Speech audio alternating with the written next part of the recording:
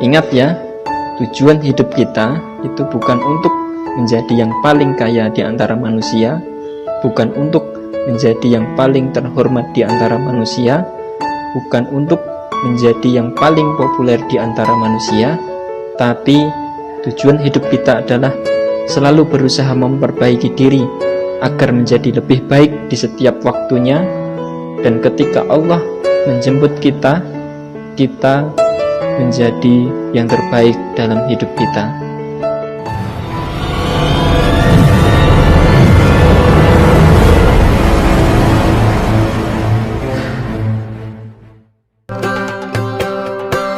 Assalamualaikum warahmatullahi wabarakatuh.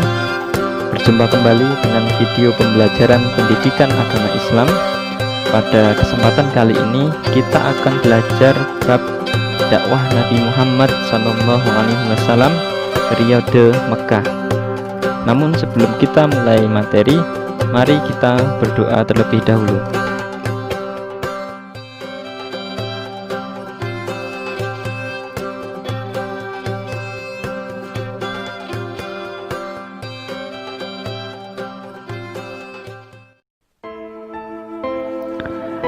Untuk pembahasan pertama, kita akan ta'arufan dulu dengan Nabi kita, Nabi Muhammad SAW, agar kita lebih mengenal lagi Nabi kita. Karena ada pepatah, tak kenal maka tak sayang. Maka agar kita lebih sayang lagi kepada Nabi Muhammad SAW, mari kita segarkan kembali ingatan kita, pengetahuan kita tentang Nabi kita, Nabi Muhammad SAW.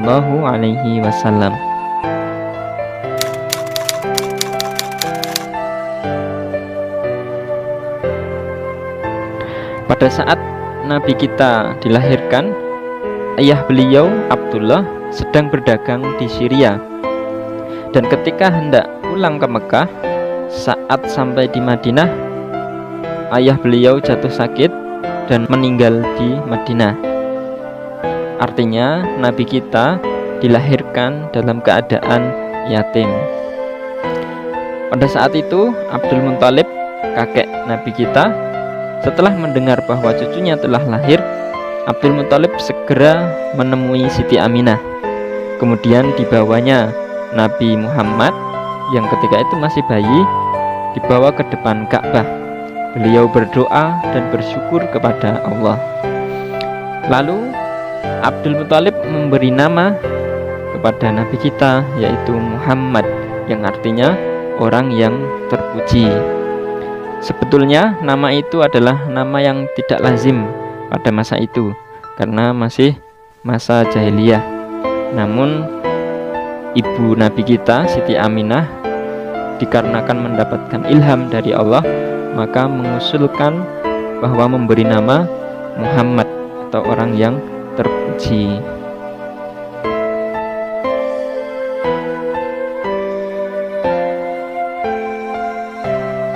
Nah, perlu kita ketahui bahwa Nabi kita, Nabi Muhammad SAW itu adalah seorang yang tampan. Apabila memandang wajah beliau, itu akan menenteramkan hati dan membuat hati menjadi bahagia. Bahkan ada sahabat yang mengatakan bahwa keindahan wajah Rasulullah itu lebih indah dari bulan purnama.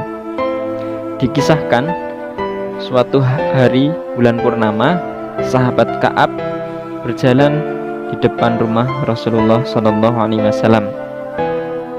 Karena saking indahnya bulan purnama saat itu, maka sahabat Ka'ab tidak ingin sedikit pun memalingkan pandangannya, karena tidak mau melewatkan bulan yang saat itu sangat indah. Namun tidak sengaja, tiba-tiba Rasulullah SAW keluar dari rumah setelah beliau mandi dan menyisir rambutnya. Maka tak sengaja pandangan sahabat Ka'ab pun melihat Rasulullah yang keluar dari rumah. Dan ketika itu sahabat Ka'ab berkata, sungguh wajah Rasulullah itu lebih indah dari bulan purnama yang aku lihat.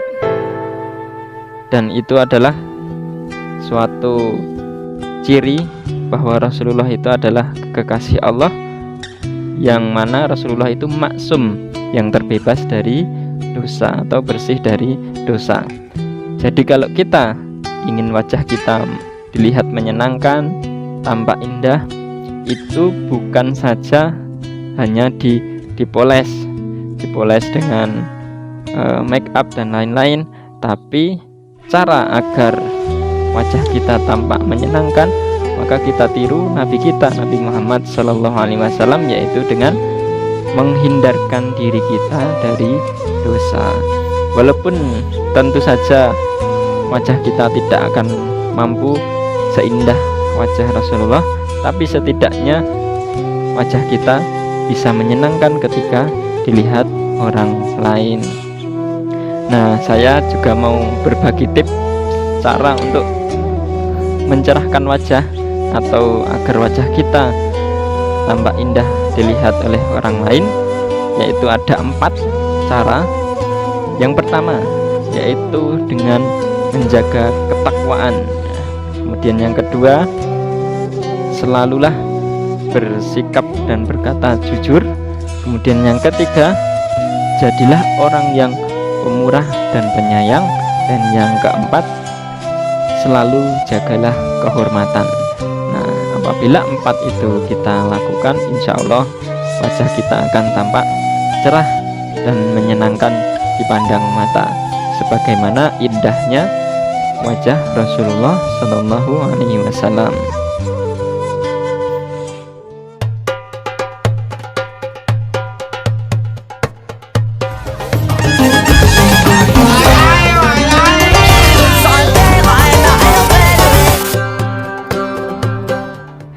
Pada masa itu, masyarakat Arab menjadi penyembah berhala. Penyembahan berhala bermula dari Amr bin Lubai, seorang pembesar suku Khuza'ah yang melakukan perjalanan ke Syria. Amr bin Lubai melihat penduduk Syria ketika itu melakukan ibadah penyembahan berhala. Karena Amr bin Lubai tertarik, kemudian ia membeli sebuah berhala yang diberi nama Hubal. Kemudian ia meletakkan di Ka'bah. Di Mekah, ternyata Amr bin Lubai ini tidak sendirian dalam menyembah berhala, tapi dia juga mengajak masyarakat sekitar untuk menyembah berhala. Dan ajakan Amr bin Lubai tersebut diterima dengan tangan terbuka oleh masyarakat Mekah, sehingga mereka semuanya bersama-sama menyembah berhala. Bahkan pada saat itu di Ka'bah terdapat sekitar 360 berhala untuk disembah. Dari situ dapat kita ketahui bahwa masyarakat Arab pra-Islam, khususnya Mekah, yang padahal merupakan pusat keagamaan di Jazirah Arab, telah menjadi penyembah berhala, telah menyimpang dari akidah yang telah diajarkan oleh Rasul-Rasul terdahulu seperti Nabi Ibrahim alaihissalam dan Nabi Ismail alaihissalam.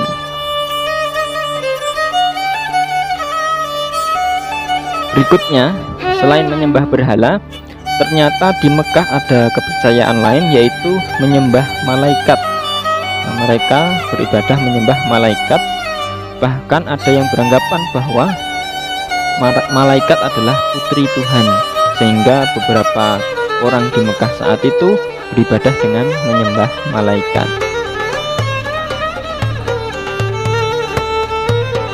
Tidak sampai di situ saja, ternyata ada lagi beberapa orang atau kelompok di Mekah yang menyembah jin, hantu, dan roh para leluhur. Bahkan mereka mengadakan sesajen, yaitu kurban binatang sebagai bahan sajian, dengan tujuan atau harapan mereka akan terhindar dari mara bahaya dan bencana dengan sesajen tersebut.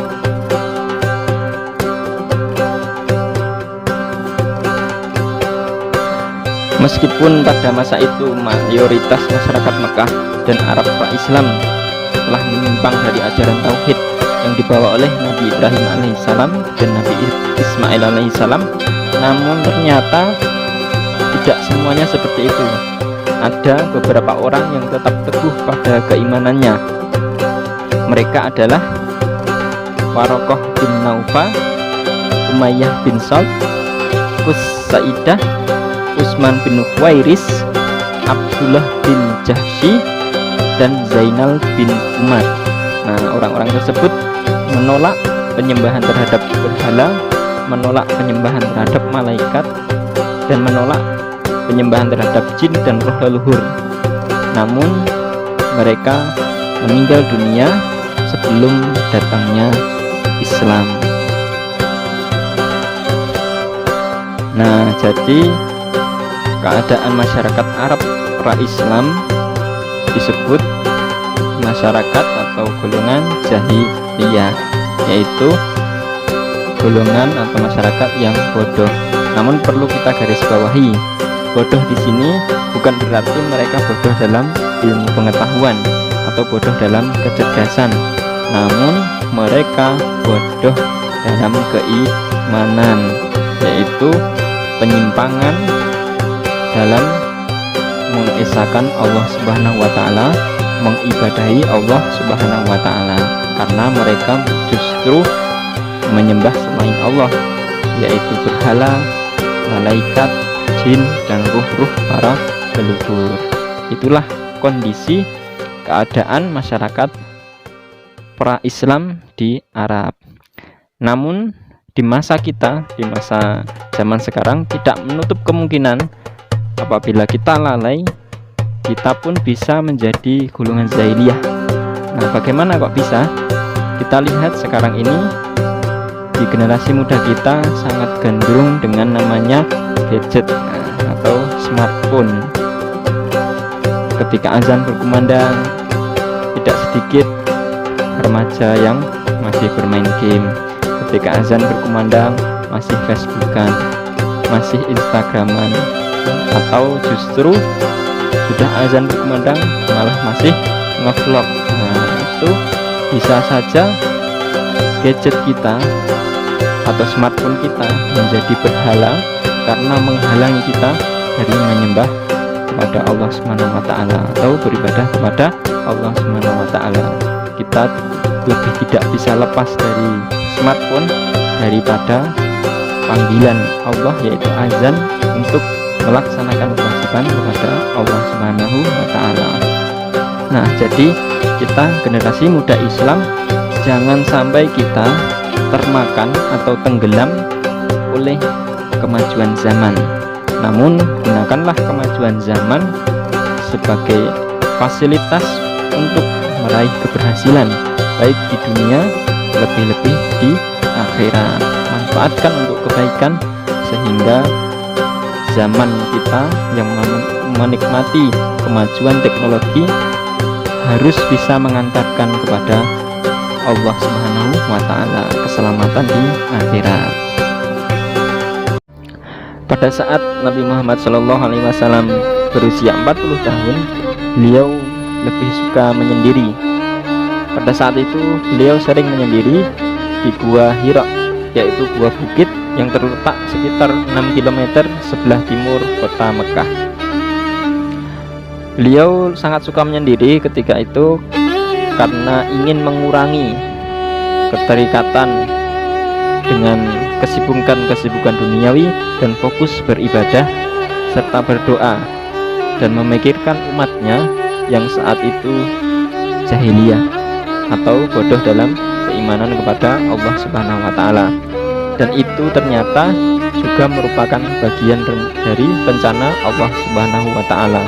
Di Gua Hira tersebut, Nabi Muhammad SAW menerima wahyu pertama dari Allah Subhanahu wa taala, yaitu pada tanggal 17 Ramadan 610 Masehi, yaitu wahyu pertama yang beliau terima dari Allah Subhanahu wa taala melalui malaikat Jibril alaihissalam adalah Quran surat Al-Alaq ayat 1 sampai 5. A'udzu billahi minasyaitonir rajim. Bismillahirrahmanirrahim. Iqra' bismi rabbikal ladzi khalaq. خلق الإنسان من علق اقرأ وربك الأكرم الذي علم بالقلم علم الإنسان ما لم يعلم. Artinya, bacalah dengan menyebut nama Tuhanmu yang menciptakan. Dia telah menciptakan manusia dari segumpal darah. Bacalah, dan Tuhanmulah yang maha mulia, yang mengajar manusia dengan pena. Dia mengajarkan manusia apa yang tidak diketahuinya.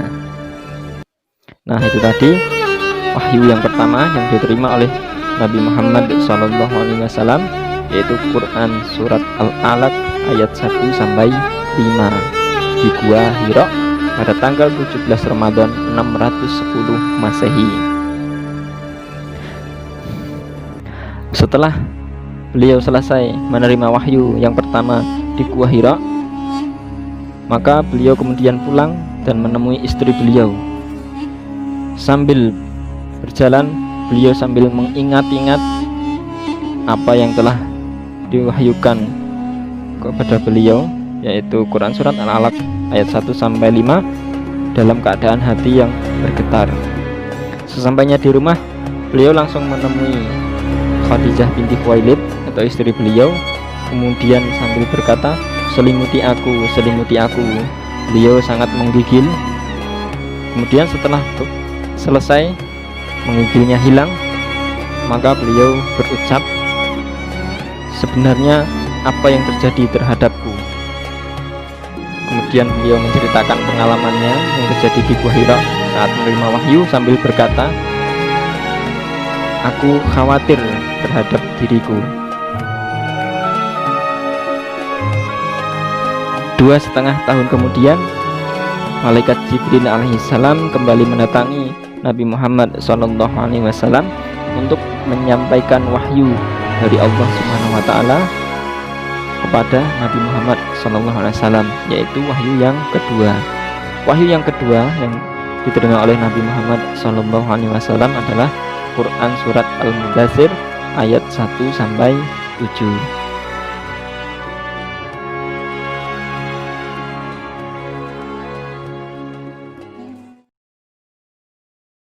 أعوذ بالله من الشيطان الرجيم. بسم الله الرحمن الرحيم. يا أيها المدثر قم فأنذر وربك فكبر وثيابك فطهر والرجز فاهجر ولا تمنن تستكثر ولربك فاصبر. Artinya, wahai orang-orang yang berselimut, bangunlah, lalu berilah peringatan dan agungkanlah Tuhanmu, dan bersihkanlah pakaianmu, dan tinggalkanlah segala perbuatan yang keji, dan janganlah engkau memberi dengan maksud memperoleh balasan yang lebih banyak, dan karena Tuhanmu bersabarlah. Wahyu yang kedua yang diterima oleh Nabi Muhammad SAW adalah perintah agar Rasulullah SAW berdakwah menegakkan kalimat tauhid dan membawa manusia ke jalan yang benar dengan menyembah hanya kepada Allah Subhanahu wa Ta'ala, sebagaimana yang ditegaskan oleh Allah Subhanahu wa Ta'ala dalam Quran surat Az-Zariyat ayat 56. A'udzu billahi minasyaitonir rajim. Bismillahirrahmanirrahim. Wa ma khalaqtul jinna wal insa illa liya'budun. yang artinya tidaklah aku ciptakan jin dan manusia melainkan supaya mereka menyembah kepadaku. Nah, itu adalah isi wahyu Nabi Muhammad SAW yang kedua yang diterima dari Allah Subhanahu wa Ta'ala melalui malaikat Jibril, yaitu untuk menyembah hanya kepada Allah Subhanahu wa Ta'ala dan selalu melaksanakan kewajibannya kepada Allah Subhanahu wa Ta'ala, yaitu menyembah Allah Subhanahu wa Ta'ala. Baiklah, untuk materi yang ketiga yaitu substansi dakwah Nabi Muhammad SAW pada periode Mekah. Untuk yang pertama, substansi dakwah Nabi SAW di Mekah adalah menanamkan ajaran tauhid. Inti ajaran tauhid yang Nabi SAW ajarkan kepada masyarakat Mekah adalah dengan mengajak masyarakat Mekah dan Arab umumnya untuk menyembah hanya kepada Allah Subhanahu wa Ta'ala dan meninggalkan penyembahan terhadap berhala. Kemudian substansi dakwah Nabi Muhammad SAW periode Mekah yang kedua adalah hari pembalasan. Islam mengajarkan bahwa setiap manusia atau setiap yang bernyawa pasti akan merasakan mati atau mengalami mati. Dan perlu kita ingat ya, bahwa kematian itu bukanlah akhir kehidupan. Justru kematian itu adalah awal kehidupan, kehidupan yang kekal dan kehidupan yang merupakan pembalasan apapun yang kita lakukan saat di dunia. Jadi saat kita hidup di dunia, apapun yang kita lakukan itu akan dibalas oleh Allah Subhanahu wa Ta'ala setelah kita mati, nanti di alam kubur. Dan setelah datangnya kiamat akan ditimbang amal kita. Bila kita masuk surga, kita akan mendapatkan kenikmatan, dan bila masuk neraka, kita akan mendapatkan siksaan yang tiada habisnya. Kemudian isi atau substansi dakwah Nabi Muhammad SAW periode Mekah yang ketiga adalah akhlak mulia.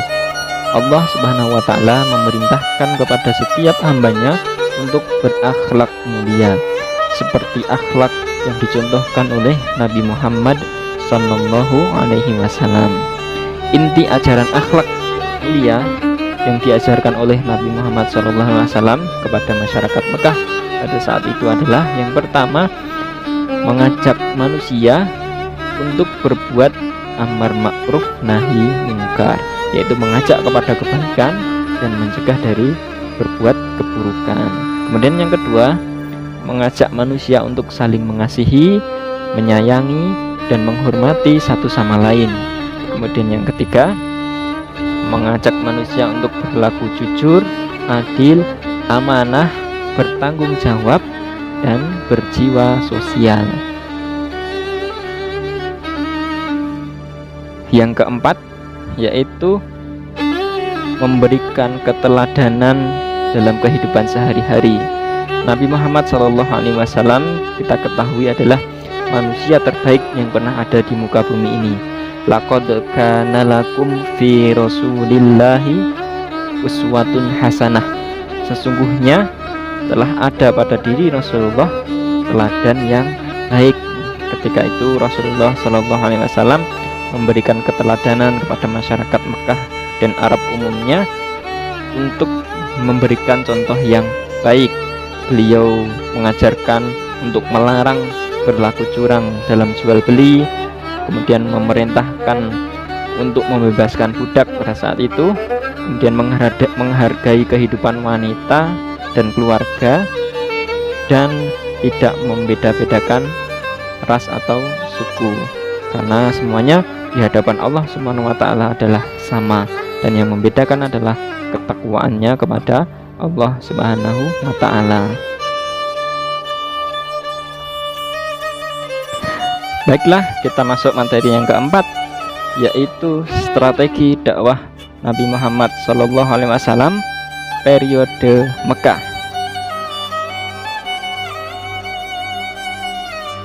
Setelah mendapatkan wahyu yang kedua, yaitu surat Al-Mudaththir ayat 1-7, Rasulullah SAW mulai menyusun strategi dalam berdakwah. Nah, Rasulullah menggunakan dua strategi dalam berdakwah periode Mekah, yaitu strategi dakwah secara sembunyi-sembunyi dan strategi dakwah secara terang-terangan. Yang pertama, strategi dakwah secara sembunyi-sembunyi. Setelah turun surah Al-Mudaththir ayat 1-7, Rasulullah SAW melakukan dakwah secara sembunyi-sembunyi. Hal ini dilakukan agar manusia tidak terkejut dengan ajaran Islam yang belum pernah mereka ketahui dan belum pernah mereka dengar sebelumnya. Rasulullah SAW yakin bahwa masyarakat Arab jahiliyah, mereka masih sangat kuat mempertahankan kepercayaan leluhur mereka, bahkan mereka siap berperang dan rela mati untuk mempertahankannya. Pada masa dakwah secara sembunyi-sembunyi ini, Rasulullah SAW menyeru untuk masuk Islam dimulai dengan lingkungan rumah tangganya sendiri, kemudian kerabat dekatnya dan sahabat-sahabat dekatnya. Adapun yang mula-mula beriman kepada Allah SWT atau masuk Islam, yang pertama adalah dari keluarga beliau, yaitu istri beliau Siti Khadijah binti Khuwailid, kemudian putra paman beliau yaitu Ali bin Abi Thalib, kemudian budak sekaligus putra angkat beliau yaitu Zaid bin Harithah. Selanjutnya disusul oleh sahabat beliau adalah Abu Bakar As-Siddiq, dan terus disusul oleh beberapa sahabat yang lain, yaitu yang Utsman bin Affan, Zubair bin Awam, Sa'id bin Abi Waqqas, Abdurrahman bin Auf, Talhah bin Ubaidillah, Abi Ubaidillah bin Jarrah, Fatimah binti Khattab, dan yang terakhir Sa'id ibnu Zaid al-Adawi, suami Fatimah binti Khattab. Orang-orang yang mula atau yang awal masuk Islam ini pada masa dakwah secara sembunyi-sembunyi disebut dengan as-sabiqunal awwalun, atau pemeluk Islam generasi awal. Nah, dalam dakwah Rasulullah SAW ini menggunakan rumah Arqam bin Abil Arqam untuk menjadi tempat beliau berdakwah. Yang kedua, strategi dakwah periode Mekah yang digunakan oleh Rasulullah adalah dakwah secara terang-terangan. Rasulullah SAW melakukan dakwatul afrod, yaitu mengajak seorang demi seorang untuk masuk Islam. Rasulullah berdakwah dari rumah ke rumah secara diam-diam selama 3 tahun. Tidak lama kemudian turunlah firman Allah SWT, Quran surat Al-Hijr ayat 94, yang artinya, maka sampaikanlah secara terang-terangan segala apa yang diperintahkan kepadamu dan berpalinglah dari orang-orang musyrik. Berikut adalah strategi yang Rasulullah gunakan dalam dakwah secara terang-terangan. Yang pertama yaitu mengundang kaum kerabat Bani Hashim untuk menghadiri jamuan makan dan mengajak mereka masuk Islam. Namun tidak semuanya mereka mau masuk Islam, karena ada di antara mereka yang menolak. Di antara kerabat yang mau masuk Islam. Ada 3 dari kerabat atau keluarga Bani Hashim, yaitu Ali bin Abi Thalib, kemudian Ja'far bin Abu Thalib, kemudian Zaid bin Harisah. Strategi kedua yang Rasulullah gunakan dalam dakwah terang-terangan adalah Nabi Muhammad SAW mengumpulkan penduduk kota Mekah untuk berkumpul di Bukit Sofa. Rasulullah SAW menyeru kepada penduduk Mekah untuk menyembah hanya kepada Allah Subhanahu wa Ta'ala dan meninggalkan penyembahan terhadap berhala. Menanggapi dakwah Rasulullah SAW tersebut, di antara yang hadir ada kelompok yang menolak disertai dengan ejekan, dan ada kelompok yang diam saja. Mendengar seruan Nabi Muhammad SAW, Abu Lahab marah sambil berkata, "Celakalah engkau Muhammad, untuk inikah engkau mengumpulkan kami?" Mendengar ejekan Abu Lahab, Rasulullah SAW hanya diam saja. Dan sebagai balasan, maka turunlah surah Al-Lahab. Rasulullah SAW sejak peristiwa di Bukit Sofa, penentangan dakwah semakin banyak beliau terima. Tidak hanya tokoh-tokoh kaum kafir Quraisy, tetapi juga orang-orang kaya dan berpengaruh di Mekah turut serta dalam aksi penentangan tersebut. Jadi ketika setelah kejadian di Bukit Sofa tersebut, banyak yang mulai menentang dakwahnya Rasulullah SAW, baik dari kafir Quraisy bahkan tokoh-tokoh yang ada di Mekah. Mereka bersekutu dan menyusun rencana untuk menggagalkan penyebaran ajaran Islam. Nah, kita masuk materi yang terakhir, yaitu penentangan kaum kafir Quraisy.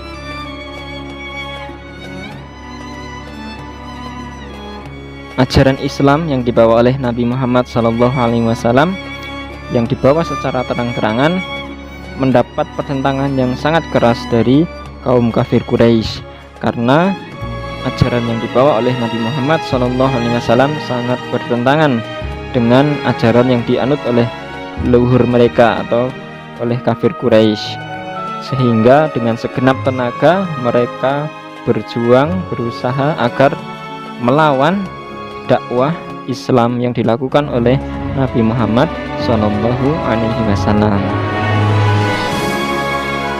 Berikut ini adalah faktor-faktor yang menyebabkan kafir Quraisy tidak mau menerima ajaran Islam yang dibawa oleh Nabi Muhammad SAW.